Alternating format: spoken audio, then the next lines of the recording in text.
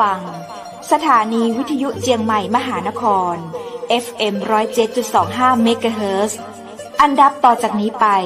เจิญอู้จ๋ากำเมืองกับดีเจคำเพชรเจ้า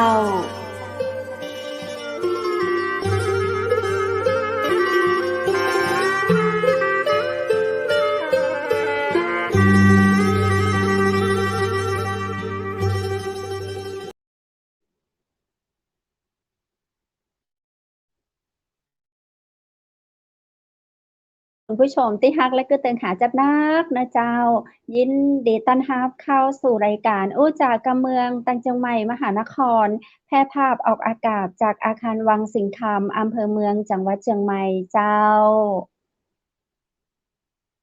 คุณผู้ชมเจ้าปีกับปากับข้าเจ้าดีเจคำเพชรเจนเกยนะเจ้ามาปากันในวันดีๆวันนี้มากับสีชมพูสีชมพูก็คือวันอังคารแล้วนะเจ้าเปิ้นว่าถ้าเฮาใส่สีประจำวันก็จะทำให้เฮามีโชคมีลาภมีวาสนาดีขึ้นนะเจ้าก็ดีเนาะเจ้าคุณผู้ชมเป็นความเชื่อไปตามวันนะเจ้าวันจันทร์สีเหลืองวันอังคารสีชมพูอีเป็นต้นนะเจ้าคุณผู้ชมวันนี้วันอังคารข้าเจ้ามากับสีชมพูพร้อมกับมีเรื่องราวดีๆมาเล่าสู่กันฟังเช่นเคยนะเจ้ากับรายการอู้จากำเมืองต่างจังใหม่มหานครนอกจากจะปาหน้าค่าตาได้เห็นตัวกันแล้วได้ยินเสียงพระเจ้าดีเจคำเพชรแล้วนะเจ้าก็มีเรื่องราวดีๆกับแขกรับเชิญของเฮานะเจ้ารวมถึงดีเจที่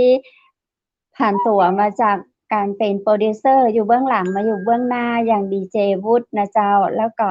แน่นอนวันนี้ทีมงานจังหวัดมหานครเฮาก็ได้เชิญแขก VIP นะเจ้าของจังหวัดมหานครมาร่วมสนทนาอู้จาภาษากำเมืองตัวยกันนะเจ้าเพิ่นจะอู้เมืองอู้ไทยอันนี้นะเจ้าอยู่ที่ความสามารถพิเศษของแต่ละท่านนะเจ้าเพราะว่าบางท่านก็มาจากภาคใต้ภาคอีสานเพิ่นก็จะอู้กำเมืองแต่เฮาบ่จ้างเฮาก็จะอู้กำเมืองไปแลดไปเตื้อเปิ้นพ้องนะเจ้าเนาะคนไทยประเทศไทยเหมือนกันฮือฮู้เข้าใจภาษาทุกท้องถิ่นก็เป็นสิ่งที่ดีงามเนาะเจ้าคนไทยจะได้อู้ด้วยกันในภาษาเดียวกันม่วนๆเจ้ากู้ภาคละเขาเจ้าฟังติดตามดูแล้วนะเจ้าก็จะมีภาษาท้องถิ่นของแต่ละจังหวัดของแต่ละภาคนะเจ้าภาคเหนือเขาก็มีภาษาล้านนาหรือว่าภาษากำเมืองนะเจ้าอู้จ๋าก็แปลว่าสนทนานะเจ้าเนาะข้ามมาแรงมากินข้าวแรงกันแล้วมานั่งคดถวายอู้จากันนะเจ้าวันนี้ก็อู้ผ่านจอของช่องเจียงใหม่มหานครสามารถฟังชมผ่านเฟซบุ๊กเจียงใหม่มหานครเพจเจียงใหม่มหานครและยูทูบเจียงใหม่มหานครซึ่งเราก็อนุญาตให้คุณผู้ชมคือทุกท่านนะเจ้าสามารถแชร์ไปยังกลุ่มต่างๆแชร์ไปยังเพจยังเฟซของตัวเองของคนอื่นของเพื่อนๆได้จะได้ติดตามชมกันทั่วโลกเลยเจ้าคุณผู้ชมเมื่อวันที่16มกราคมที่ผ่านมาเนาะก็เป็นวันครูเราก็ได้กราบไหว้ขอสมาวันทาถึงครูบาอาจารย์ของเราและเป็นเกียรติอย่างยิ่งเมื่อตะวานนี้นะเจ้าเราก็ได้รับเกียรติจากดร.กัญญาภาสพงษ์ดีรองผู้อำนวยการเขตสำนักการศึกษาเขต2ของจังหวัดแม่ฮ่องสอนมาอู้มาจ่าตัวยนะเจ้าแล้วก็มาเล่าเรื่องของการเป็นครูการเป็นแม่พิมพ์กว่าจะมาถึงในยุคปัจจุบันนี้นะเจ้าฝ่าฟันอุปสรรคนานาประการมานะเจ้าท่านก็มีความตั้งใจจนได้มาเป็น รองเขตนะเจ้าผู้บริหารในระดับที่สูงเนาะในขณะที่อายุเพียง50น้อยๆเองเจ้าก็เป็นสาวงามเนาะวันนี้เช่นกันเจ้าเราก็ได้รับเกียรติจากผู้อำนวยการนะเจ้าอดีตนะเจ้าผู้อำนวยการโรงเรียนชุมชนบ้านผาพานะเจ้าซึ่งวันนี้ท่านได้เกษียณอายุราชการไปนะเจ้าวันนี้เราจะมาติดตามชีวิตครูหลังเกษียณราชการเนาะในยุคโควิดนี่เป็นจะใดแตกต่างจากชีวิตตอนเป็นข้าราชการครูก่อเนาะเพิ่นจะต้องปรับอะหยังพ้องนะเจ้ามีผลกระทบก่อเนาะในยุคเศรษฐกิจข้าวยากหมากแพงจะอี้เจ้าคุณผู้ชมโอกาสนี้ข้าเจ้าขอเรียนเชิญปะกับอดีตผอ.หรือว่าผู้อำนวยการโรงเรียนชุมชนบ้านผาพาผอ.สามารถมณีเลิศเชิญเข้าสู่ห้อง เชียงใหม่มหานครสวัสดีเจ้า สวัสดีครับ สวัสดี สวัสดี เจ้า ครับ สวัสดีครับ สวัสดี สวัสดีครับทุกท่านค ส รับ วัสดี ดีเจ ผอ ทุกท่านครับผม สวัสดีท่านผอครับ เจ้า ครับผม ตอน สวัสดี นี้ ครับ ผอสามารถมณีเลิศอยู่ที่ไหนอะเจ้า ตอนนี้อยู่อำเภอสันทรายเชียงใหม่ครับผม อ๋อสันทรายเชียงใหม่ เป็นได้พ้องเจ้า ครับ ที่สันทรายหนาวก็เจ้า อากาศสบายครับ สบาย ว้าว ฝนตกนิดหน่อยช่วงก่อนก็บ่นักครับ อ๋อ ตกพอ เจ้า พอจุ่ม พอต้นไม้ต้นตอก เจ้า ได้น้ำหน่อยนะครับ มันน่าจะเป็นฝนลง เจ้า ฤดูนะ คาดว่า อ๋อ ไม่ใช่หน้า ฝ ของ ล มั ง น ฤดูเพราะ เนาะ ว่าช่วงนี้เป็นหน้า อืม หนาวเนาะ หน้าหนาว เจ้า ใช่หน้าหนาวบ้านเฮาอากาศมันจะเป็นเนี่ยครับ เปลี่ยนแปลงไปเรื่อย เจ้า นะครับ อืมเนาะ ครับผม สันทรายมีอย่างเด่นๆพ้องเจ้าผอเจ้า สันทรายนี่รู้สึกว่าจะมีหลายอย่างนะ ตามที่ไปดูในหมู่บ้านเปิ้นนะครับ ในท้องถิ่นนี้ต้นไม้หลักของเปิ้นเนี่ยจะเป็นละมุด แล้วก็ต้นหมากนะครับ ละมุดต้นหมาก อันนี้เป็นต้นไม้ประจำถิ่นเลยละมันก็แปลกๆดูว่าที่อื่นนี่บ่ค่อยมีนะ แต่อันนี้เพิ่นอนุรักษ์ต้นหมาก สูงๆก็มีเตี้ยก็มีนะครับ ต้นหมากนี้ค่อนข้างหายากแล้วช่วงนี้นะครับ แล้วก็ เจ้า ผลผลิตของเปิ้นทำอย่างก็คือข้าวแตนนะครับ อืม ก็จะแปลงข้าวแตนข้าวพองขายนะครับ อันนี้ เจ้า ถ้าซอสที่ไหนบ่ได้นะ มาที่สันทรายได้แล้วข้าวแตนข้าวแคบ แล้วก็ละมุด อ๋อ ละมุดสันทรายก็ เจ้า เยอะกับหมากนะกิน ครับ กับหมากนะครับ ได้เลยครับที่สันทรายมีครับ อืมเจ้า อืม สันทรายห่างจากอำเภอเมืองเชียงใหม่กี่กิโลอ่ะเจ้า ประมาณสัก10กว่าโลนี่บ่ได้ครับบ่ไกลครับ 10 นาทีก็ถึงอะ มั เนาะ นเป็น หนทาง รู้สึกว่าจะเป็น หนทางก็ อำ สะดวก เภอที่ใกล้เมืองที่สุดแล้วครับ สันทรายนะครับ ครับ อ๋อ สันทรายก็ ครั มี บ มหาวิทยาลัยแม่โจ้อยู่อำเภอสันทราย ใช่ ก็เจ้า ครับตำบลหนองหานครับผ อ๋อ มมหาวิทยาลัยแม่โจ้นะครับ สันเจริญเนาะใกล้เวียงเจ้า ครับใกล้เวียงครับผม อืมแล้วชุมชนบ้านผาผ่าที่ผอเคยเป็นผออยู่ครับ อันนี้ต้องถามว่าคนด้วยความที่ไม่รู้จริงๆอยู่ตรงไหนของแม่ห้องสอนครับ เจ้า อ๋อครับผมแต่ก่อนนี้มันก็อยู่กับอำเภอแม่เสลียงนะครับ มันขึ้นอยู่กับตำบลแม่ขะตวนนะครับแต่ก่อนนั่นนะอำเภอแม่เสลียงเนี่ยมันจะมีหลายตำบลตำบลแม่ขะตวนก็เป็น1ตำบลของอำเภอแม่เสลียง เมื่อปี2527นะครับ2527เนี่ยแยกเป็นกิ่งอำเภอก่อนตั้งเป็นกิ่งอำเภอนะครับ ทีนี้ก็เพิ่นก็มาอาศัยสถานที่บ่มีพอดีโรงเรียนชุมชนบ้านผาผ่านะครับ มีอาคารหลายหลัง แล้วก็นักเรียนมันก็ลดลงมาพ้อง ทีนี้กระจายอาคารหลังด้านบนนะครับด้านติดถนนหลวง คือสำนักงานกิ่งนะครับ ทั้งอำเภอทั้งหน่วยงานต่างๆนะครับ มาอาศัยนะครับ มาใช้เป็นที่ทำการชั่วคราวนะครับ ในปี27เวลาจากแม่เสลียงไปก็ประมาณน่าจะบ่เกิน15กิโล13-14กิโลนะครับ ไปทางถนนรู้สึกว่าจะเป็น105ก่อนนะมื้อนี้แล้วก็ไปทางแม่สอดอะครับแม่เสลียงแม่สอดตากเนี่ยเส้นเดียวนะครับไปนะครับ เป็นบ้านผาพานี่เป็นบ้านเก่าแก่นะครับใช่ๆบ้านผาพาแต่อยู่ตำบลแม่ขะตวนทีนี้บ้านแม่ขะตวนแต่อยู่ตำบลสมเมยครับผมมันสับกันนิดหน่อยคนละก็งงนะครับใช่ไปสนีย์ใหม่ๆเนี่ยงงนะส่งแม่ขะตวนนี่จะส่งตำบลหรือว่าส่งบ้านบ้านผาพาจะได้ว่าอยู่ตำบลแม่ขะตวนแล้วบ้านแม่ขะตวนจะได้ว่าอยู่ตำบลสมเมยเนี่ยนะครับเจ้าเมื่อก่อนก็คือที่โรงเรียนที่ผอเป็นผออยู่นั่นเป็นที่ทำการของกิ่งอำเภอ กิ่งอำเภอ สมย อยู่ช่วงหนึ่งครับหลายปีอยู่นะครับประมาณสัก2-3 ปีนะก่อนที่อำเภอที่ว่าการอำเภอจะไปตั้งที่ตำบลแม่สวดนะครับผมแล้วเปิดก็ย้ายไปตั้งที่ว่าการอำเภอที่ตำบลแม่สวดที่อยู่ในปัจจุบันนี้มันก็จะใช่ครับห่างจากที่ผาพาไปมันก็10กว่าโลนะครับผมอบอุ่นดีนะครับตอนตั้งกิ่งใหม่ๆนะอบอุ่นดีนะครับ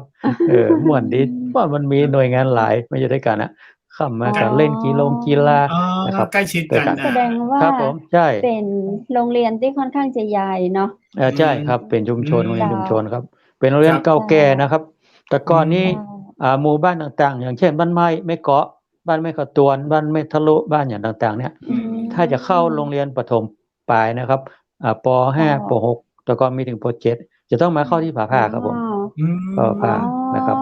เจ้า ครับ อืม เอ๊ะบ้านผาผ่านี่เรียนชั้นไหนมากนะครับผมผอชั้นไหน สมัย ชั้ไห ก่อนนี่เปิดตั้งแต่อนุบาลจนถึงป .6 ครับแต่ก่อนนี่ป ครับ .7 พอดีเพิ่นยุบป .7 ไปก็เหลือป อืม .6 นะครับ อื อ๋อ ม ลูกศิษย์ลูกหานี่เยอะนะครับ เยอะมาก ตั้งแต่เด็กเล็กเลยจนถึงป .6 ใช่ไหมครับผม ครับ อืม ผมจำได้ว่าโรงเรียนผาผ่านี่ตั้งเมื่อวันที่1 พฤศจิกายน 2466 ครับผม โอ้โหผอค ครั วา บ มจำ แถม ดีมา แถ ก ม เลย ซองแถมปีเดี๋ยวนะปีนี้65เนาะ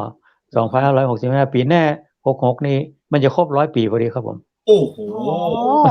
โอ้ ค อย่า รั ง บ นี้ลูกศิษย์ลูกหาที่แบบ แล้ว ไม่ได้ ผ เป็น อ ใหญ่ เป็ เป็น น โตเยอะ ผอ แยะ เยอะ อยู่ มาก กี่ปีอะเจ้า อยู่รวมแล้วอยู่2โรงเรียนครับอยู่ผาผ่ากับอยู่แม่กะตวน อ๋อ รวมแล้วก็น่าจะ เจ้า 30 กว่าปีครับผม อืม อายุรายการ40 ปีครับผม อืม อยู่นานมาก ตั้งแต่ ครับ เป็นครูเป็นอาจารย์ย่อยผอนะครับ อ๋ออายุสาว กับ อะเนาะอืม โอ้โหบางทีนึกบัดเดี๋ยวนี้ไปปะลูกศิษย์นี่โอ้ลูกศิษย์เนี่ยมันใครอายุเท่ากับผอ บางคนเนี่ยว่าผออย่างหน้าตาเหมือนผมผอกับผมนี่ผมไม่ค่อยแคร์หรอกผอนะว่านะครับ มัน อ๋อ เขาเนี่ยการเนี่ยงานนะครับเนาะลงให้ ครับ ลงสวนลงนาเขากลำงานนักกว่า อืม เอานะอยู่โฮมนักกว่าเขาหน่อยหนึงนะครับ ครับครับอืมตอนนี้ผอโทษนะครับผอเกษียณมากี่ปีแล้วนะครับผม 10 ปีแล้วครับตัวนี้ 10 อายุ โอ้ 70พอดีครับผม โอ้ โอ้ อ่า เจ็ มี ดสิบ ห แล้ว น้า ครับ ลูกศิษย์ เจ็ดสิบ มีหน้า 70 ลูก อ๋อ ศิษย์ โอ้ จะ ลู บ ก อก ศิษย์เนี่ย ว่า มันน่าจะ ลูกศิษย์ เยอะครับ ลูกศิษย์เนี่ยกับเป็นครูตอนนั้นนะครับอืม อายุ18ครับผม อ๋อ ผมเนี่ยเริ่มทำงานอายุ18ครับเนาะ คือเรียน เอา จบ มา ก็ เทียบ เป็นค ดู เลย ครับ อืม แล้วจบเป็นครูเอาเทียบกันบัดเดียวนี้อายุ18นี่อยู่มัธยมอยู่นะครับ นะครั ใช่ บ ใช่ครับผม อยู่บนโรงเรียนอาคารมัธยมอยู่แค่ม อืม แค่มกนะครับ18เดือนนะมกยังเก่งคนรวยที่สุดก็จะเข้าปี1อันนี้ทำงานแล้วครับ18ปีเพราะฉะนั้นลูกศิษย์ลูกหานี่โอ้โหบางคนลูกศิษย์บางคนอายุหนุ่มกว่าผอสัก3 ปีนั่นนะ แค่นั้นเอง เกิด2497ก็มี98 2599เนี่ยเยอะครับ ลูกศิษย์อะ อืม เป็น อย่างว่า ศิษย์ แต่ ลูกหา อย่างว่าเนี่ยจบไปแล้วได้ทำงานทำการรายงานอย่างฟังท่านดร.กัญญพัฒน์อุตตวานี่นะเพราะว่าลูกศิษย์เปิ้นก็มี แต่ลูกศิษย์ผอเนาะโอ้โหเยอะมาก เยอะ ทุกประเภทนะครับเยอะกว่านะครับ อืมเป็นไงบ้างครับผอชีวิตหลังเกษียณมาคิดถึงบ้างไหมครับแวบแบบเรา ช่วง จริงๆ ช่วง เรายัง แรกๆนี่ก็ เออ ช่วงแรกๆก็คิดถึงนะครับ อืม ถึงแม้จะเป็นข้าราชการนอกประจำการ แต่วิญญาณของความเป็นครูยังเป็นตลอดไปอยู่ครับวันเนี้ยนะครับ คือคำว่าครูนี่มันติดตัวไปนะครับเนาะ อืม มันติดตัวไว้เหมือนข้าราชการบางหน่วยนะครับ บางหน่วยนี่มันจบก็จบไปเลย แต่ครูนี่มันถึงมาให้คำว่าครูนะครับ บางคนนี่ ไปไหนเปิ้นก็ฮ้องคุณครู ใช่ คุณครูอยู่เจ้ บางคนนี่ไปเป็นพ่อหลวงผู้ใหญ่บ้านเนาะ เจ้า เป็นผู้ช่วยผู้ใหญ่บ้านบางทีปะกันนี้ยังหนู ครูหนูอยู่เนี่ยหนูเสกันอยู่หนู เจ้า คุณครูสบายดีก็เหรอครับ ทีนี้ชีวิต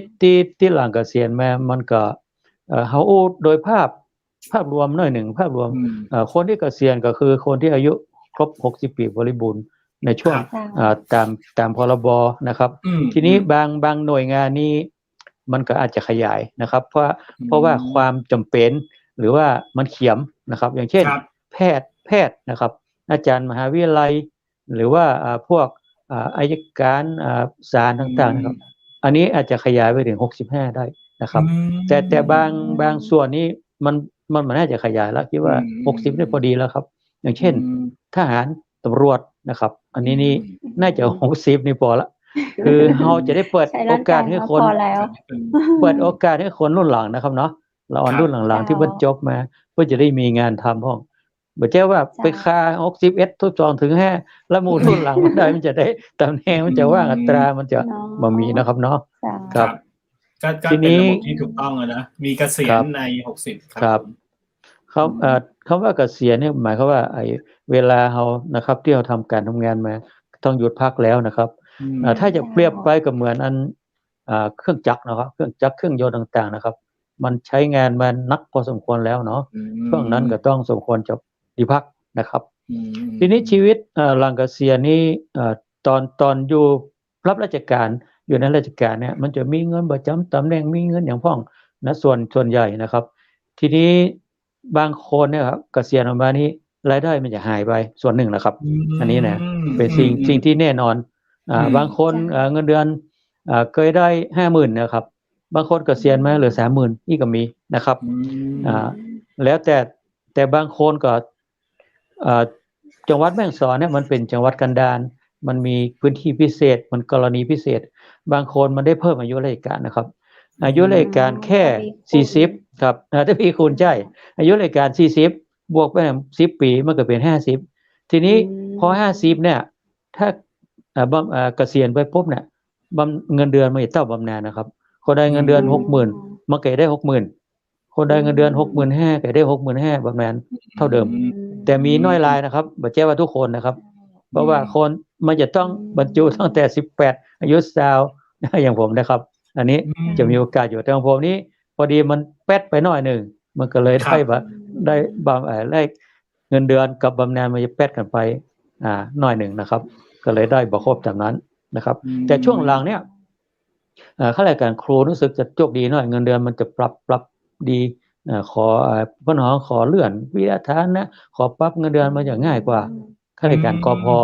ข้าราชการกพ.หน่วยงานอื่นๆเนี่ยบางทียากนะครับต้องไปสอบต้องอย่างอยู่นะครับกว่าจะได้นะครับครับทีนี้พูดถึงว่ารายได้หายไปนะครับส่วนหนึ่งส่วนใหญ่เลยนะครับถ้าคิดเป็นเปอร์เซ็นต์ก็น่าจะ60-70% ขึ้นไปมันนะครับที่รายได้หายนะครับทีนี้ในเมื่อรายได้หายนะครับข้าราชการบำนาญถ้าครอบครัวใดมีรายได้ฝ่ายเดียวนะครับหมายว่าคู่สมรสหรือคู่ครองนะครับบ่มีรายได้แล้วก็เผอิญมีลูกเต้าหลานเหลนหลายคนอันนี้ค่อนข้างลำบากนะครับค่อนข้างลำบากหน่อยนึงนะครับแต่ถ้าคนใดมีลูกทนลูกเดียวลูกคนเดียวก็สบายหน่อยนะครับเพราะว่ามันจะเบาหน่อยนะครับผมจะเบาหน่อยเพราะว่ามันหนักนะครับการใช้จ่ายช่วงหลังๆนี่ผมรู้สึกว่าค่าอะไรต่างๆนะครับสำหรับลูกคนเนี่ยแต่ก่อนเพราะว่าลูก1คนจนไป7ปีประเดี๋ยวนี้ไม่ใช่แล้วครับมันน่าจะจนไปนักกว่านั้นนะครับคิดว่านะครับครับคิดว่านะครับ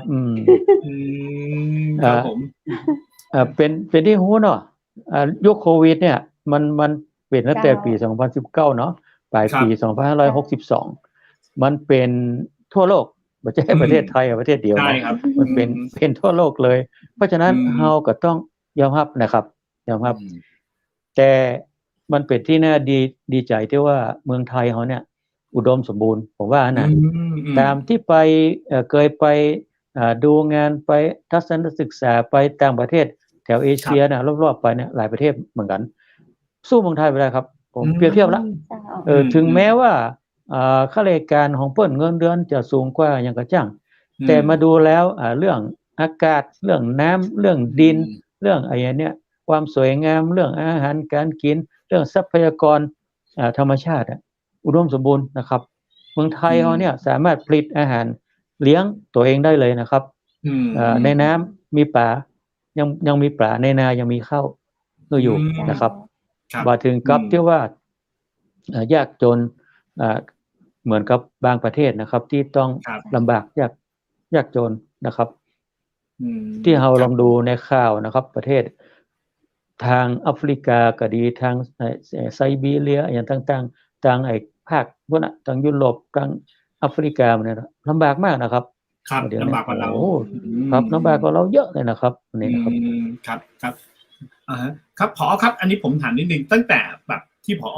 เป็นคุณครูมาเลยตั้งแต่อายุ18จนถึงเนี้ยผอเคยเจอวิกฤตไหนที่มันหนัก ที่ดูแล้วมันหนักเท่าวิกฤตโควิดอย่างนี้ไหมครับ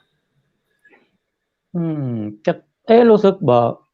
มันเหมือนน่าจะหนักนะครับที่ผ่านมานะครับที่ดูก็เห็นว่าภัยธรรมชาติอย่างเช่นน้ำท่วมน้ำท่วมอุทกภัยสึนามิมันก็ไปเกิดภาคใต้มันกระทบถึงทั้งทุกจังหวัดมันกระทบบางจังหวัดไม่ได้แต่สิ่งที่น่าจะเห็นใจทั่วไปก็คือภัยธรรมชาตินะครับอย่างเช่นน้ำท่วมนะครับบางปีพืชผลทางเกษตรต่างๆพอผลผลิตมันเสียหายนะครับน้ำท่วมปุ๊บทีนี้ก็ลำบากหน่อยนึงครับโดยรวมนะครับเพราะว่าบ้านเฮาเนี่ยเป็นบ้านเกษตรกรนะครับอาชีพส่วนใหญ่เนี่ยเป็นเกษตรกรกันนะครับดังนั้นถ้าเจออุทกภัยใหญ่ๆขึ้นมาเนี่ยก็ลำบากหน่อยนะครับแต่ส่วนข้าราชการนี้มันกระทบน้อยนะครับผมคิดว่ายกเว้นคนที่สร้างหนี้สร้างสินมาเดียวนี้ปัญหาอย่างหนึ่งก็คือปัญหาระดับชาติเลยคือภาระหนี้สินของครูนะครับทั่วประเทศเนี่ยครับครูมีหนี้สินเฉลี่ยคนที่เป็นนะครับคนที่บ่เป็นก็มีส่วนน้อยเฉลี่ยหลักล้านขึ้นไปนะครับคนละ1.5 ล้านเฉลี่ยเนี่ยครับรัฐบาลหรือว่ารัฐมนตรีศึกษายังหาทางแก้ไขไปได้เถอะแต่อันนี้ผมว่านะหนี้สินที่เกิดขึ้นกับครูนะส่วนหนึ่งนะครับมันบ่ใช่เกิดจากครูเฮาฟุ้งเฟ้ออะไรอย่างต่างๆมันเกิดจาก1เริ่มต้นจากเรียนหนังสือแล้วครับเฮาเรียนหนังสือปุ๊บเนี่ยพ่อแม่บางคนก็ลำบากยากจนก็ต้องไปกู้หนี้ยืมสินกู้ธกสกู้อย่างมาทีนี้บางคนก็มีครอบครัวมีพี่มีน้องหลายคนนะครับพอจบมาแล้วก็ต้องมาใช้จ่ายเกี่ยวกับเรื่องพาหนะเดินทาง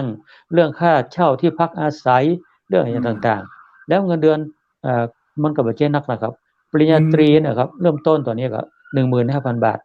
15,000 บาทถ้าเช่านะมีบ้านก็ต้องเช่าข้าวก็ต้องซื้อผ้าหน้าก็ต้องซื้อเองค่าน้ำมันค่าอะไรต่างๆนะครับมันจะพอดีเลยบางทีบ่เหลือเก็บนะครับเพราะฉะนั้นครูเฮาข้าราชการเนี่ยยอมรับอย่างเครดิตดีพูดง่ายๆสถาบันการเงินต่างๆสถาบันการเงินต่างๆวิ่งเข้าหาคุณครูเขาทำบัตรเครดิตบ่ทำบัตรอันนี้บ่ต่างๆครูมันง่ายเนาะครับเงินเดือนเท่าไหร่ตอนช่วงหลังๆถ้าเป็นครู 4-5 ปีเงินเดือน 20,000 20,000 ปลายแล้วโอ้กูได้5เท่ากันนะ8เท่าโอ้ลองคูณดูปุ๊บโอ้ได้เยอะเนี่ยยอมทำบัตรไปทีนี้รูดบัตรเนี่ยมันบ่ได้จ่ายหรอกมันบ่ได้จ่ายก็ต่างมันลืมคิงใช้จ่ายไปนี่มันก็เริ่มพอสหกรณ์ออมทรัพย์ครูไปกู้ม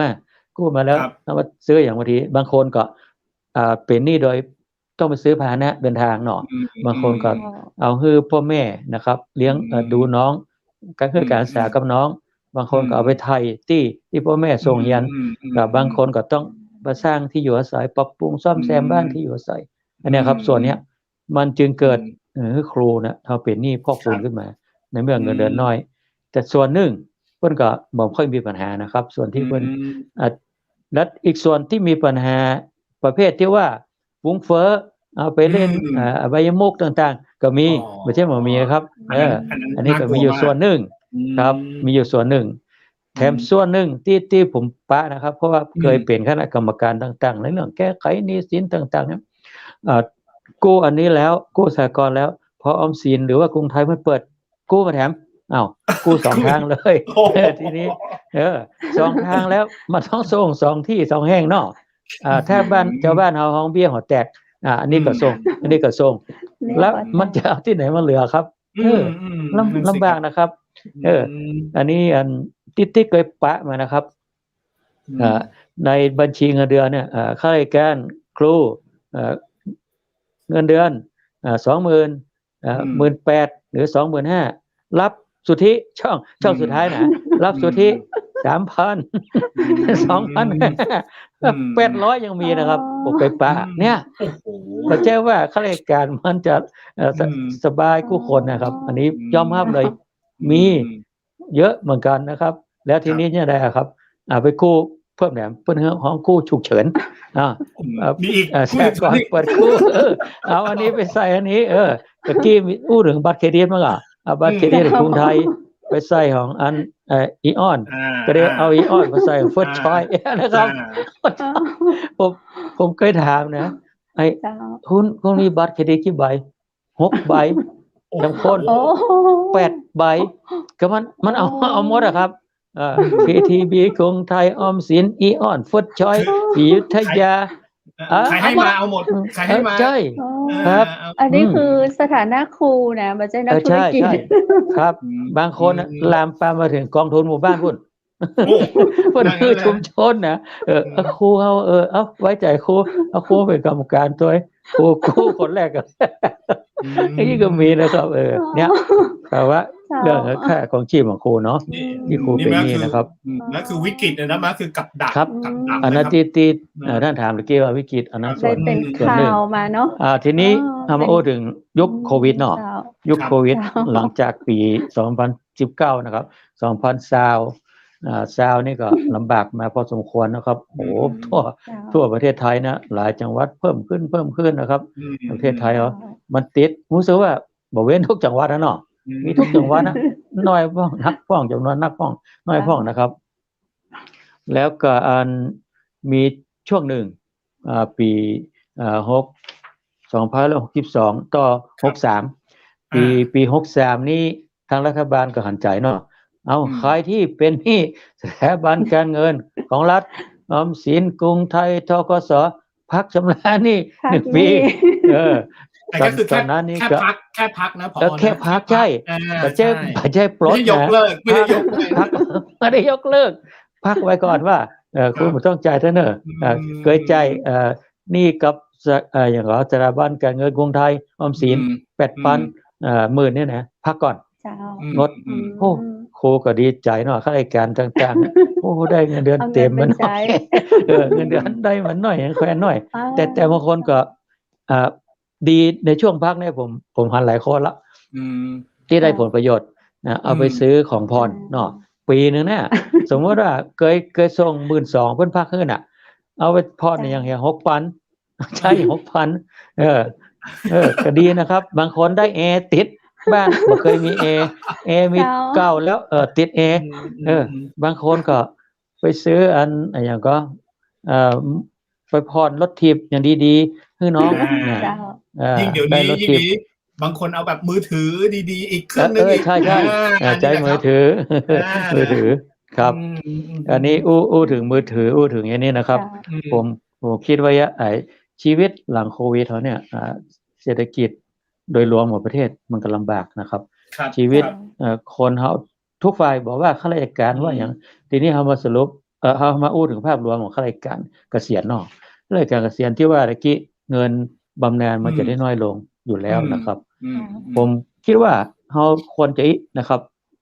เขาควรจะใช้ชีวิตแบบใช้จ่ายการใช้จ่ายเนี่ยส่วนหนึ่งเขาใช้จ่ายแบบประหยัดนะครับในสิ่งที่จำเป็นโดยเฉพาะใช้กับปัจจัย4พอแล้วครับคือที่อยู่อาศัยเครื่องนึ่งห่มอาหารยารักษาโรคนี่นะครับอันเนี้ยเอาใจแค่นี้พอทีนี้สิ่งบ่ฟุ่มเฟือยนะครับกับสิ่งจูงใจล่อใจสมัยนี้มันมีเพิ่นฮ้องการโฆษณาเชิญชวนนักนะครับบางทีแล้วสิ่งต่างๆเนี่ยบางทีบ่จำเป็นนะครับบ่จำเป็นบางทีสินค้าอย่างเดียวเนี่ยโอ้โธ่มีเป็น10แต่ยี่ห้อก็มีนะครับอันนี้ผมเคยเจอมาเหมือนกันนะมันโฆษณาเกินจริงนะโอ้โธ่ไอ้ตัวเดียวนะรักษาเพิ่นฮ้องครอบจักรวาลเลยอ่ะโอ้ลองมาแล้วครับผมมาดูยาแก้ปวดเท้าถูนวดยาประเภทเป็นครีมยามองเนี่ยนะผมมานับดูของผมนะมีได้แค่ไป10 ขวดนะยี่ห้อนี้แม่มาคลายเส้นแก้ปวดนวดนั่นนะผมลองดูเมื่อคิดดูที่หลังบางทีมันโฆษณาเกินจริงนี่ว่าเอาไปจ่ายเนาะเพราะฉะนั้นเราซื้อสิ่งที่จำเป็นพอนะครับแล้วก็บางอย่างอย่างเช่นแต่ก่อนเนี่ยผมเคยฝันไว้ว่าอยากได้นาฬิกาโรเล็กอยากขี่รถดีๆแปลงๆเนี่ยนะผมเคยละเราซื้อโรเล็กมันมีปัญญาซื้อใหม่นะซื้อมือ2โอ้ก็หลายอยู่หลายตังค์ทีนี้ใช้เรามาใช้ดู มันก็เหมือนยี่ห้อไซโก้ซิติเซนทั่วไปเนาะดูเวลามันก็เท่ากันครับเพราะว่าเปิ้นเตี้ยงเฮาก็เตี้ยงเหมือนกันผมก็คายครับว่าเดี๋ยวนี้บ่ใจโลกเล็กบ่สนใจแล้วรถยนต์เหมือนกันนะครับผมว่านะบ่จำเป็นต้องไปขี่เบนซ์ขี่ BMW หรือว่า Lamborghini น่ะLamborghini ไอ้คันเป็น20กว่าล้าน10กว่าล้านเบนซ์เหมือนน่ะขี่ Toyota Nissan ไอ้ Honda นี่ก็ได้แล้วครับพอถึงที่หมายเหมือนกันนะครับเปิ้นถึงเขาก็ถึงนะครับดีไอ้แป้งๆเนี่ยมาขับไว้นะโอกาสอุบัติเหตุนักกว่าห้ามซ้ำนะครับครับแล้วแถมประการก็คือเฮาบ่ได้ไปเปรียบเทียบชีวิตเฮาเหมือนกับคนอื่นโอ้เปิ้นอันนี้เปิ้นมีเฮาต้องมีอย่างเปิ้นบ่จำเป็นนะครับชีวิตเฮาก็คือชีวิตเฮานะครับบางครั้งเอาของเดิมๆของเก่าๆมีเนี่ยมาปรับปรุงมาซ่อมแซมใช้มันยังได้ประโยชน์มันยังดีอยู่ครับมันใช้ได้อยู่นะครับบางทีเราบ่จำเป็นนะครับบางคนนี่บ้านหนึ่งมี2คนรถมี4คันมันเกินความจำเป็นนะครับเนี่ยเนาะผมว่านะขับคันนึง2คันก็เป็นไปไม่ได้ใช่มันเกินความจำเป็นแล้วก็คนที่เพิ่นมีเงินเป็น100ล้านพันล้านอันนั้นเป็นเรื่องของเพิ่นบ่ต้องไปเปรียบเทียบเนาะอันนั้นเกิดเรื่องทุกเรื่องเขาเคยคิดเหมือนกันเนาะเขาจะซื้อมายังปลำปเหลือไป10คันรถเบนซ์รถมันจะขี่ค่อยไว้เนาะเขาก็เคยขึ้นนะเนาะรักแถมอันที่จำเป็นก็คือใช้ชีวิตแบบพอเพียงนะครับโดยเฉพาะแนวคิดและทฤษฎีของในหลวงรัชกาลที่9นะครับอันนี้พระองค์ดำริไว้คือทุกคนนะครับใช้แนวเศรษฐกิจพอเพียงที่เฮาจะอยู่ดีกินดีคือหมายความว่าจะบ่ลำบากยากจนแน่นอนนะครับถ้า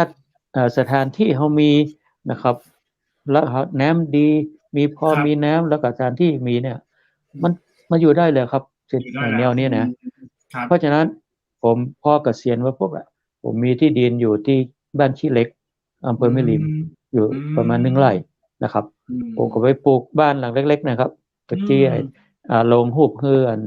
น้องอ้อดูแล้วว่าลองดูก็ได้ชีวิตบ้านปลายเขาน่ะแค่นั้นพอมีห้อง2ห้องมีห้องน้ำเหี่ยนะครับไม่ต้องไปใหญ่โตนะครับผมก็คิดบางคนแปลงบ้านอย่างกับวังใหญ่โตมโหฬารก็พออายุ70ปลายขึ้นมาใครจะดูแลไปจะปัดกวาดนะครับขึ้นชั้นบนพอลืมของทั้งลุ่มไปอยากขึ้นไปชั้นบนแล้วอันนี้น่ะแนวคิดนะอันนี้ถ้าไผบ่เท่าบ่แค่บ่สวมานะจะบ่โหเตื้อถ้าถึง60กว่าขึ้นมานะถ้าไผลงไปถึงประตูบ้านแล้วนะถ้าลืมของชั้นบนนะมันจะขี้ขาดปีขึ้นมาครับมาดึงเหมือนกันแล้วอยากอยู่บ้านชั้นเดียวนะครับเนี่ยดีที่สุดละ2ห้องมีห้องครัวห้องน้ำในตัวแค่นี้ชีวิตบ้านปลายเฮาเอาอย่างนักหนาเนาะนะครับเพราะมันก็เป็นที่นอนที่อยู่ที่อาศัยปัจจัย4ที่คุ้มหัวนอนของเฮาอันนี้ดีที่สุดแล้วครับโอ้โหแล้วบรรยากาศดีด้วยนะทีนี้ครับบ้านกลางสวนเลยครับบ้านกลางสวนครับบรรยากาศดีครับมีน้ำล้อมรอบตัวมีคลองผ่านมีหลังบ้านเป็นทุ่งนาไปเนี่ยครับแล้วอย่างที่ผอบอกว่าคือสมมติปวดห้องน้ำเนี่ยไม่ต้องเดินจากชั้น2ลงมาชั้น1อยู่ชั้นเดียวกันเลยใช่อันนี้ถูกต้องเลยอันนี้เข้าไปเลยเดินครับขับรถเข้าบ้านได้เลยชอบจังทีนี้วิธีทำวิธีที่อยากจะให้เศรษฐกิจพอเพียงได้ผลนะเราใช้พื้นที่ทำการเกษตรปลูกพืชพักทุกชนิดที่เราสามารถจะกินได้นะครับมาใช้นะครับของผมก็มีโฮปปี้ใส่เนี่ยผมมีประมาณ10กว่าชนิดพืชผักแบบรั้วกินได้นะครับจะปลูกทุกอย่างเลยผักทุกอย่างที่เขากินเขาจะปลูกได้ทีนี้เขาบางทีอาจจะถ้ามีที่ปลอดภัยไม่มีสารแน่นอนครับปลอดภัยบ่ฉีดครับบ่มีการฉีดนะครับแล้วก็เลี้ยงเป็ดเลี้ยงไก่เลี้ยงปลาเลี้ยงกบอันนี้จะครบต้นกล้วยครับต้นกล้วยปลูกอันนี้เป็นปลูกใหม่แต่ที่เก่าที่ได้ผลแล้วก็มีจะได้ผลกล้วยนะครับได้ผลมะม่วงนะครับผมขนุนเนี่ย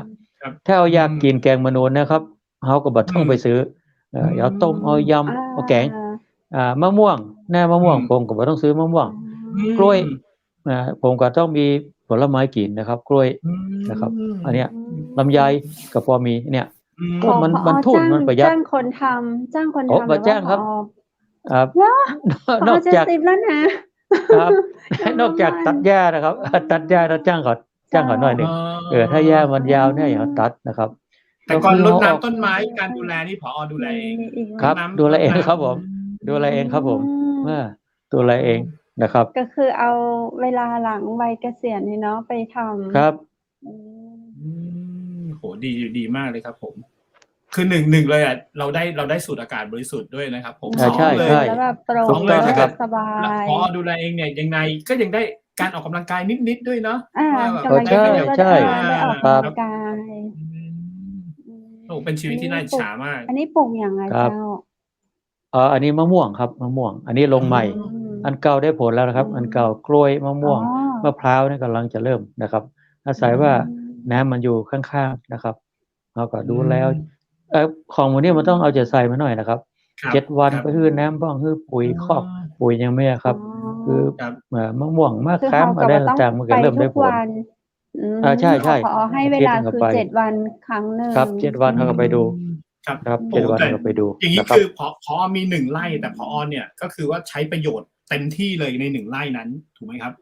มี ครับ บ้านด้วย ใช่ มี ใช่ โอ้ ใช้ประโยชน์เต็มที่เลย อืม นะครับ โอ้นี่ อัน คือ นี้ พอ นี่ เพียง เรา เพียง กระจาย ก้อน อืมอันนี้คือ ใช่ ปลูกต้นก ครั ล้า บ ต้นกล้าเขาเพาะเองด้วยหรือเปล่าครับเนี่ย เพราะเองครับเพราะเอง อ๋อพาะ เม็ด องพาะต้น ผมก็ลองผมเลือกดูที่มันถูกๆหน่อย99 บาทได้3 ซองเนาะ อืม เราก็ลองมาเพาะเอง เขาซื้อเป็นซ โอ้ อง ยอมรับว่ากระท่อมเนี่ยที่มันมีราคาแพงเนี่ยนะมันปลูกมันเพาะยากครับ อันนี้ผมยอมรับเลย ผมเคยเพาะต้นไม้เกือบทุกอย่างนะมันบ่ยากเท่ากระท่อมครับ มีหน้าถึง มัน แพ ก็ ง มันมีแบบเพาะแบบ อ๋อ ปิดนะแบบเปิด ของมันแพ ผม ง ก็แค่ค้านเอาถุงพลาสติกเนี่ยที่เขาขายต้น100-200 ต้นใหญ่ๆนั่นนะ อันนี้2 เดือนน่ะ เลยเพราะ แค่ ยาก 2 เซนบ่ล่ะ อืม 2 เดือนขึ้น 2 เซนอ่ะ 2 เดือน ผ ขึ้ ม น ก็ 2 ถาม เซน ว่า ใบกระท่อม มันจะกระท่อมนะครับ แต่ว่ามันเป็นของภาคใต้เนาะภาคเหนือเขา จ้ะ รู้สึกว่าจะบ่ค่อยนิยมเหมือนเท่าใดแต่มาดูคุณประโยชน์หรือว่ามันให้ประโยชน์เยอะเหมือนกันนะดูนะดูกระท่อมเนี่ยนะแล้วก็มันจะบ่มีพิษมีภัยเท่าอันอื่นน่ะผมดูละเหมือนกับพวกกัญชาหรือว่าฝิ่นหรืออะไรอย่างต่างๆกระท่อมมันจะเบาแล้วก็ประโยชน์มันเยอะอยู่ แต่สมุนไพรเนี่ยครับเพิ่นก็ห้ามกินอย่างใดอย่างหนึ่ง อย่างเดียวตลอด เจ้า นะครับ ใช่ เขาต้อง หมก็บก เขาต้องผสมผสานนะครับผม ม อย่างที่บ้านเนี่ยผมมีไอ้ชาเนี่ยบางทีผมเอาเชียงดานะครับ เชียงดาบ้านผมปลูกโดยรั้วหรอผมก็เอาเชียงดาใบแก่ๆมาซับซอยแล้วตัก แล้วพอมันแห้งแล้วสัก3 แดดก็มาชง เพื่อลดความดัน ชง นะครับ เป็นชา ลดไขมัน อ๋อ ครับ ลดความดัน ครั ไข บ มัน จากนั้น อืม บ้านผมมีปลูกต้นมอนแถม ที่ ครับ ผมก็เอาใบมอนมาหั่นตักก็กินซับไปเลยครับ อันที่เขาบอกปลูกอย่างเช่น ชาอูหลงเนี่ยครับเขาก็สั่งซื้อเอา เจ้า จากดอยแม่สลองจากดอยเชียงไฮ้จากดอยแม่ฮ่องสอนพวกเขาก็ซื้อมาแบบ เพราะ เบอร์ ย่าง 12เบอร์ ผปลูก 17 ชาอูหลง โอ้มันต้องใจอากาศเย็นครับผม อ๋อ มันยากหน่อยครับ มันต้องใจอากาศเย็นนะครับ มันถึงจะปลูกได้ครับ เจวูจะวันก่อนเขาเจ้าผอเนาะผอเป็นมอ ครับ บ ใบหูเสือให้ข้าเจ้ามาเจ้า น่า ใบ รั หู ก เสือ มาก หรือว่าหอม เล บั ยว หลวง ได้ใบ มันเป็นด่างเนาะใบด่าง แต่กินได้เนอะ กินได้ครับเป็นสมุนไพรเหมือนกัน เพราะบ้านนี้มีสมุนไพรอย่างนี้เยอะมาก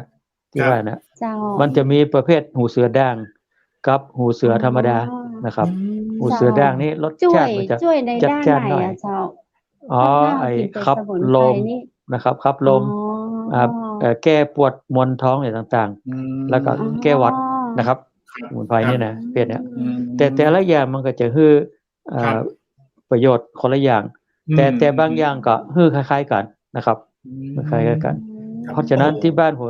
จะชอบสมุนไพรเนี่ยผมจะชอบเชียงดามีใบมอนมีนะครับมะกรูดมีพวกนี้มีนะครับ กล้วยมีแน่นอน กล้วยแน่ครับหัวปลีกล้วยนี่ประโยชน์สุดยอดเลยครับมีใช้ตั้งแต่ต้นเนาะ ต้นได้ใบได้ทั้งต้น ปลี น่าจะทั้งต้นนะครับ ดอกมัน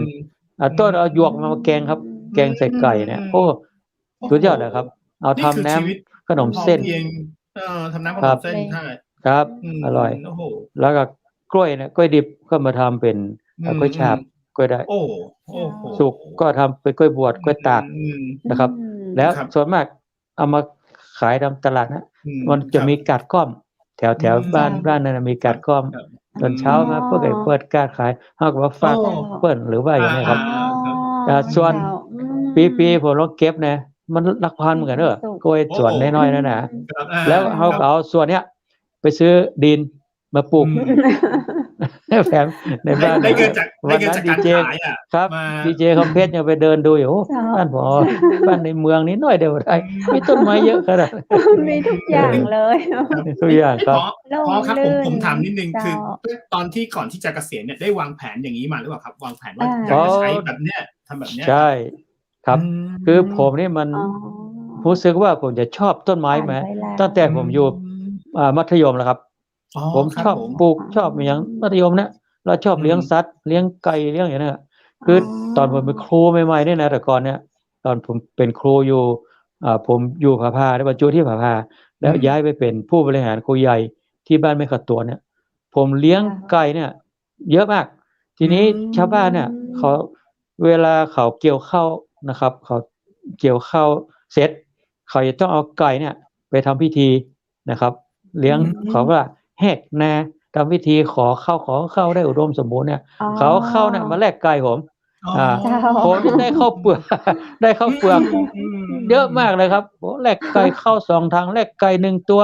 2 ตัวแลก2 ทางเนี่ยครับไก่มันเยอะมากนะครับแลกเข้าเปลือกโอ้ผมบ่ได้ซื้อข้าวไปเป็นเกินปีนะแล้วเขากินบ่เปลืองแล้วนะครับเนาะทางนึงเนี่ยใต้1 กระสอบนะเราสีมันจะได้ถังนึงครับประมาณกว่านิดๆเป็นข้าวสารเรากินข้าวสารน่ะไปได้เป็นเดือนแล้วก็เอาข้าวสารน่ะเอาให้ไก่ด้วยไปหาไก่นะครับผมไม่ชอบเกษตรมาตั้งแต่มัธยมฝึกตอนต้นไม้ฝึกติดตากิ่งเวลาอาจารย์สอนเวลาครูสอนผมสนใจตอนอย่างไรวะติดตาอย่างไรบางทีไปไล่ติดตาต้นไม้บ้านเฮามีไปติดตาข้างบ้านเพิ่นดอกนี้ไปใส่นี้เอาต้นนี้ไปใส่นี้นะครับผมชอบเนี่ยนะครับทีนี้ตอนวางแผนที่ถามตะกี้ว่าก่อนเกษียณเนี่ยผมวางแผนว่านะครับคือตอนใกล้เกษียณปีสุดท้ายเนี่ยผมทำเศรษฐกิจพอเพียงที่บ้าน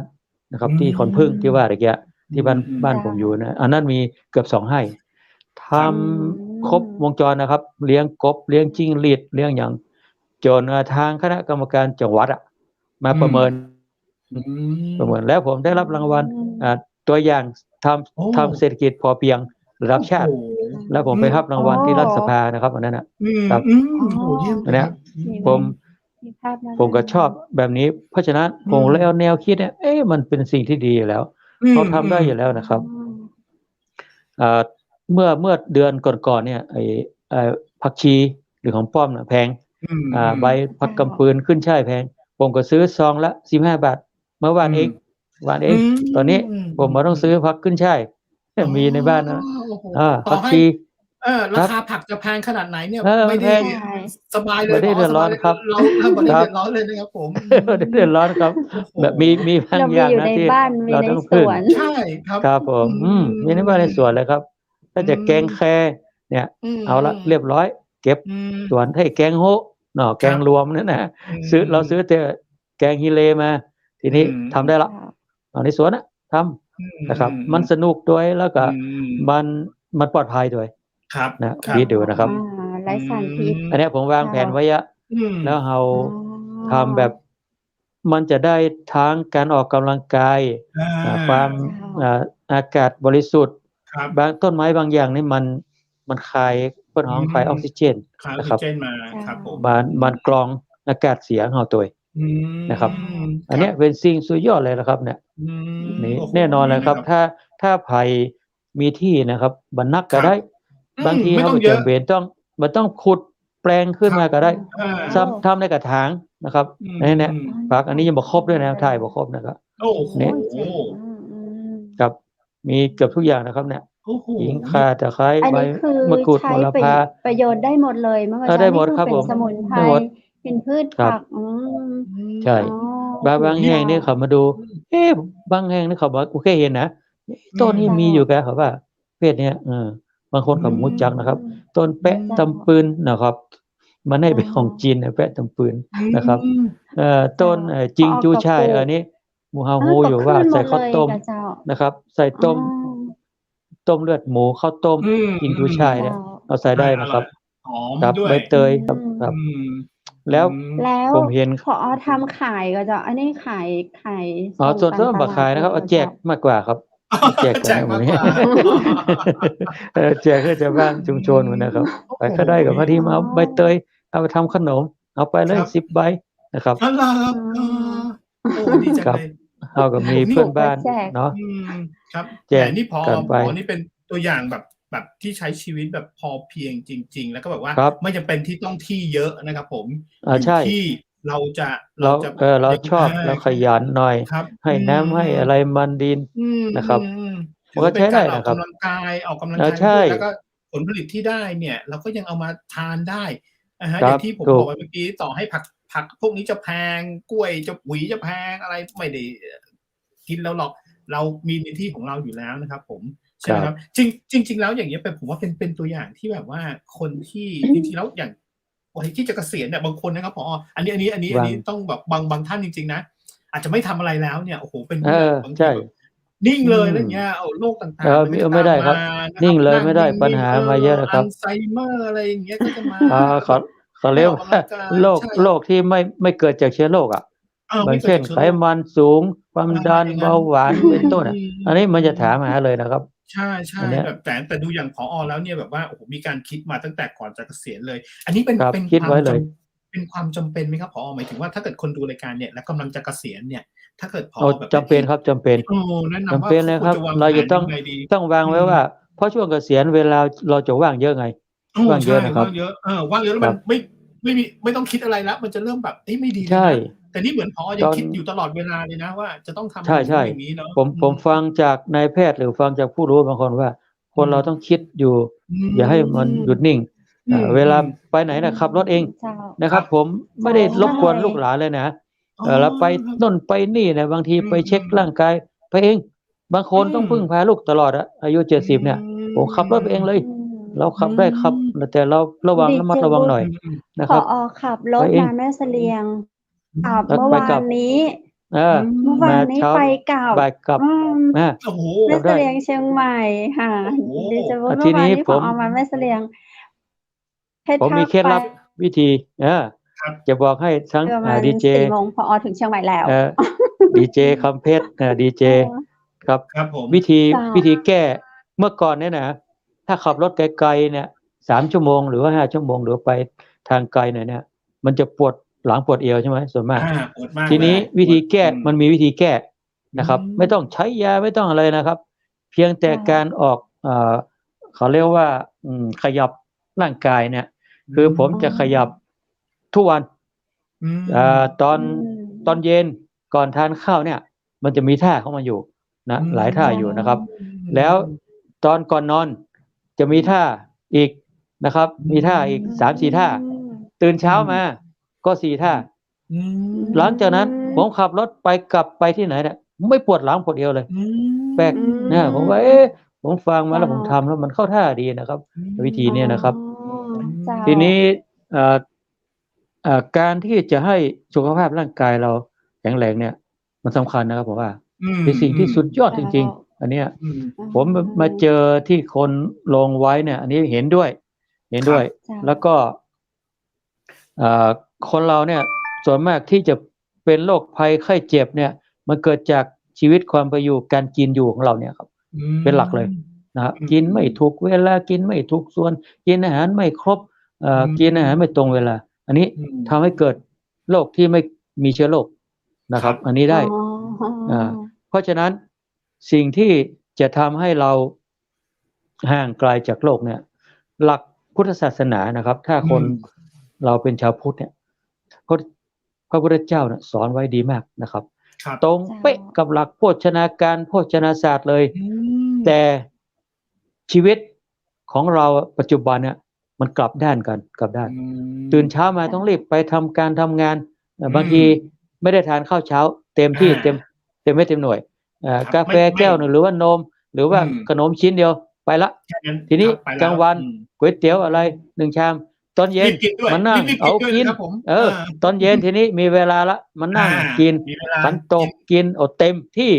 แล้วไม่ได้ออกกำลังกายด้วยแล้วไปนอนมันก็จะร่างกายเราก็ไม่ได้ใช้ประโยชน์ใช่ไหมมันก็สะสมไปเรื่อยๆหลักของพุทธเจ้าเขาบอกว่าหนักเช้ากินหนักตอนเช้าเบาตอนเที่ยงเลี่ยงเย็นหนักเช้าเบาเที่ยงเลี่ยงเย็นเว้นดึกนะบางคนเว้นดึกบางทีไอ้ครอบครัวผมเนี่ยบางทีแม่บ้านหรือลูกๆเดี๋ยวเอาไปกินหน้าทีวีผมนี่ไม่เคยเลยหมายเขาว่ากินอาหารเย็นเสร็จจบไม่มีอะไรเลยกินเพราะว่าผมคิดอย่างนี้ว่าให้กระเพาะเรามันพักบ้างมันให้จะดีผมคิดของผมนี่นะแล้วเวลาเดินทางเข้ากรุงเทพเนี่ยบางทีเขามักจะแจกตอนเที่ยงตอนอะไรมันถึงกลางทางใช่ไหมมันจะมีอาหารให้กินบัตรอะไรนะบัตรที่มันแพงหน่อยนะมันจะมีหางบัตรให้เราทานอาหารผมไม่เคยทานเลยผมว่าเวลาตี 2เราไปนั่งทานอาหารไม่เหมาะสมผมก็เอาไปแลกผมเอาแลกไอ้เครื่องดื่มเอาแลกนมแลกอะไรนะครับทีนี้อาจจะสรุปว่าหลักที่จะทำให้คนเรามีสุขภาพร่างกายแข็งแรงเนี่ยมี8 ข้อข้อ 1ให้ยึดมั่นในอารมณ์ที่ดีตลอดนะครับจะมีผลต่อสุขภาพ 2การพักผ่อนนอนหลับให้เพียงพอ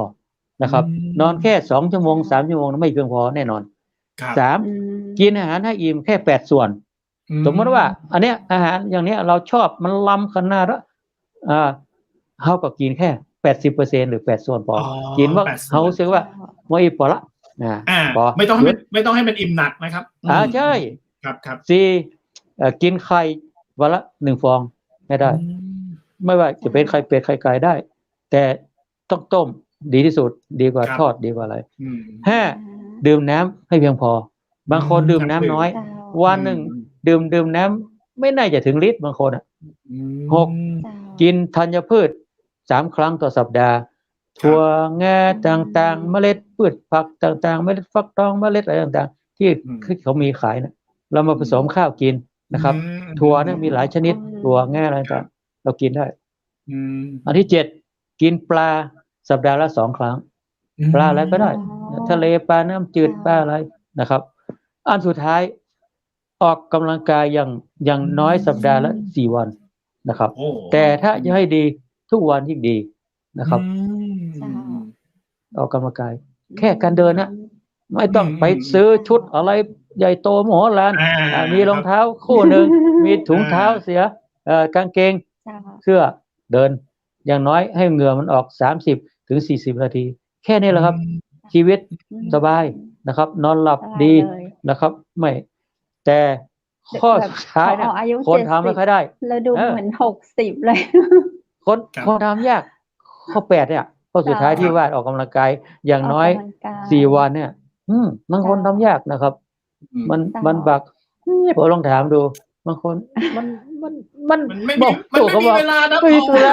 ใช่มันไม่มีเวลานะทำงานนี่ก็เหนื่อยแล้วนะโอ้โหเจ้าเวลาที่ไหนออกกำลังกายไปซื้อของออกกำลังกายมาก็ได้2 เคยคิดว่า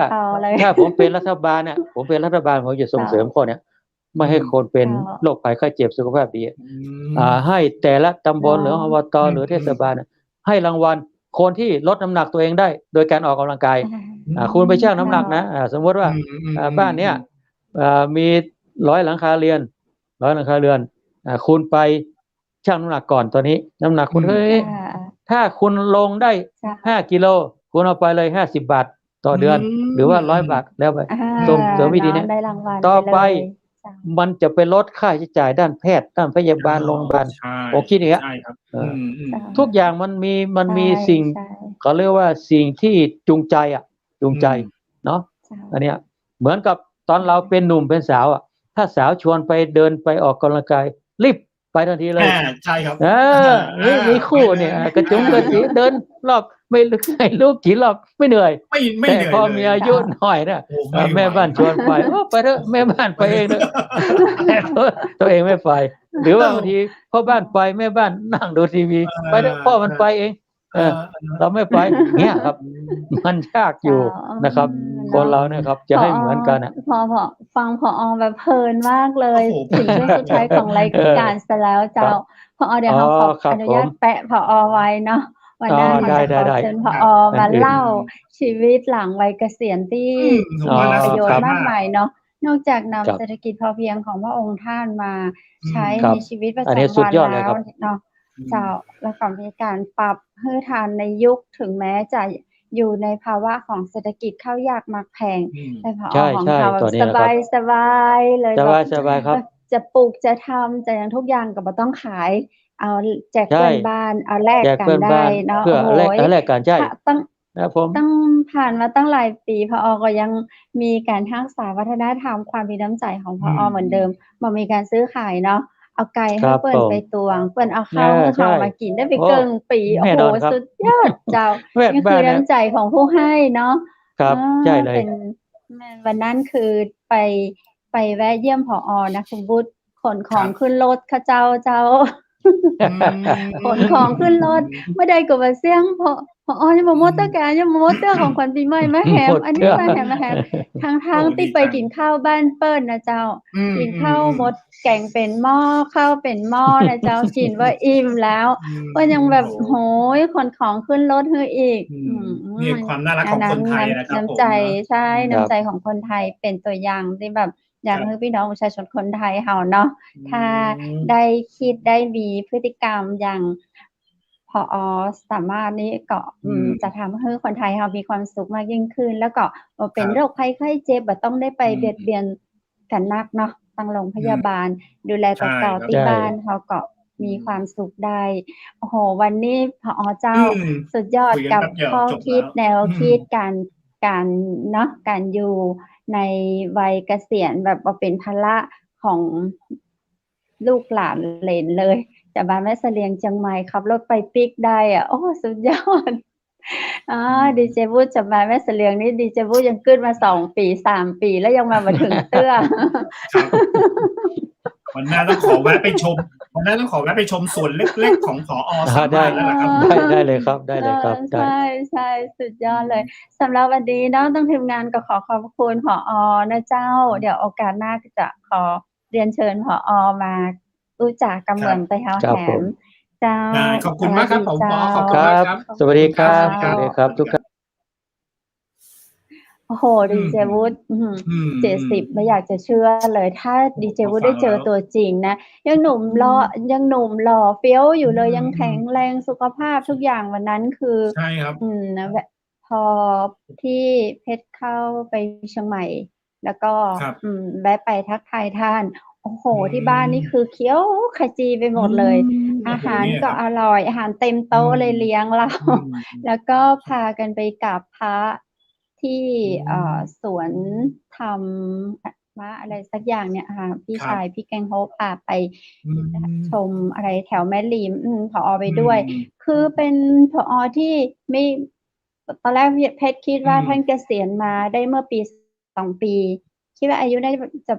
คือเรารู้ว่าท่านเกษียณละท่านเกษียณแล้วดังนั้นคนเกษียณก็ต้องอายุ60ขึ้นเนาะเราก็คิดในใจว่าก็คงประมาณ61 62ไม่เกิน63ไม่เกินนี้เมื่อกี้ได้ยินท่านบอก70ตกใจเลยเมื่อวานขับรถไปกับแม่เสลียงเชียงใหม่แบบชิลๆโอ้โหวันนี้มาคุยกับเราแบบหน้าตาสดชื่นสดใสเอาในความเป็นเพชรนะถ้าแบบไปกลับวันนี้คงพักนี่คุณเพชรนะผมนี่เที่ยวเดียวก็ต้องพักแล้วนะ ก็คุณพูดนี่เพิ่ง3 ปีแล้วนะยังไม่ใช่เชียงใหม่แม่เสลียงเนี่ยเที่ยวนึง กี่ปีแล้ว5 ปีแล้วยังตั้งแต่ผู้ว่าตั้งแต่ท่านผู้ว่าเนาะย้ายไปเพชรบูรณ์นี่ดีเจวุฒิของเราก็ไม่เห็นมีมาถึงใช่ยังไม่ได้ไปเลยนี่แบบผมฟังผอแล้วผมว่าคนที่เกษียณเนี่ยได้ประโยชน์มากจริงๆนะกับการฟังวันนี้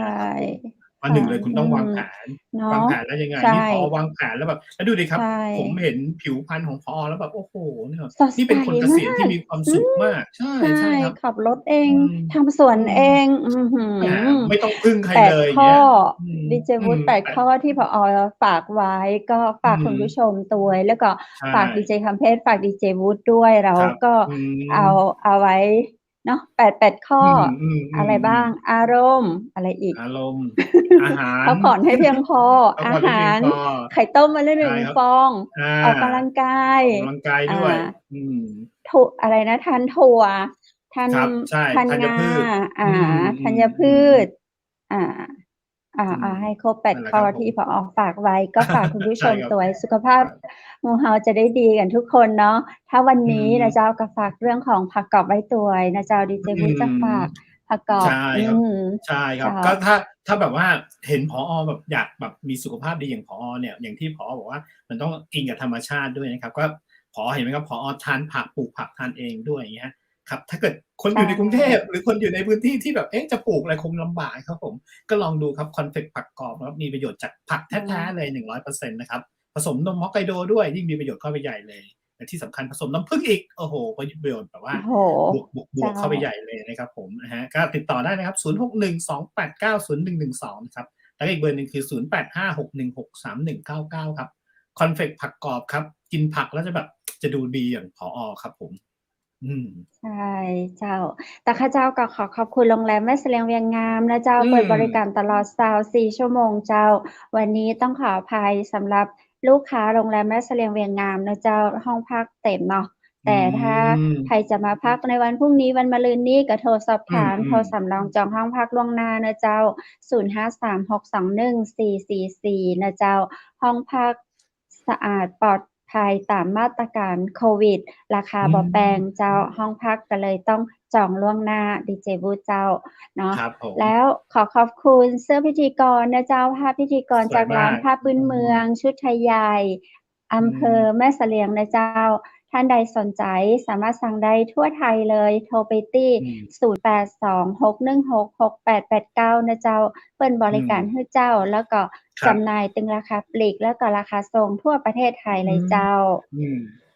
และสุด ครับ ท้า ผ ย ม ข้าเจ้าดีเจคัมเพชร ดีเจวุฒิ และทีมงานเจียงใหม่มหานคร ขอขอบคุณคุณผู้ชมที่รักทุกคนทุกท่านนะเจ้า จะได้พรุ่งนี้ปิกะปะกันแหม อื นะ ม เจ้า มีเรื่องราว ครับ ดี ผ ๆ ม สาระดี ๆ มาโอ้มาจาม่วน ๆ กันจะอี้เจ้า คุณผู้ชมท่านใดที่อยากจะร่วมรายการนะเจ้า สามารถติดต่อกับทีมงานเจียงใหม่มหานครได้ บ่ว่าจะเป็นละเอียดละอ่อนนะเจ้า วัยหนุ่มวัยสาว คน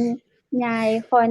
วัยไหนก็ได้นะเจ้า ทางเจียงใหม่มหานครเปิ้นเปิดโอกาสให้ทุกท่านมีโอกาสได้มาร่วมโอ้จากันที่นี่นะเจ้า ปะกันใหม่เนาะในวันพรุ่งนี้ 20:00 ถึง 3:00 สำหรับค่ำคืนนี้ ขอให้คุณผู้ชมทุกคนทุกท่านโชคดี นอนหลับฝันดี ราตรีสวัสดิ์เจ้า สวัสดีครับ สวัสดีครับคุณเพชร สวัสดีครับผู้ชมครับ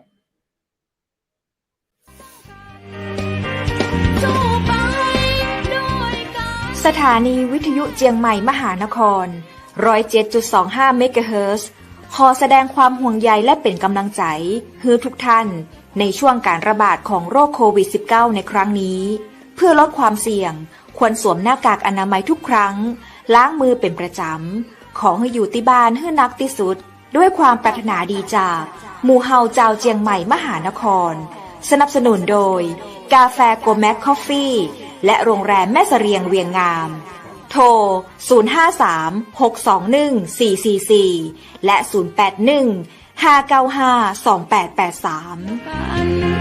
เราจะฝ่าฟันวิกฤตนี้ไปด้วยกัน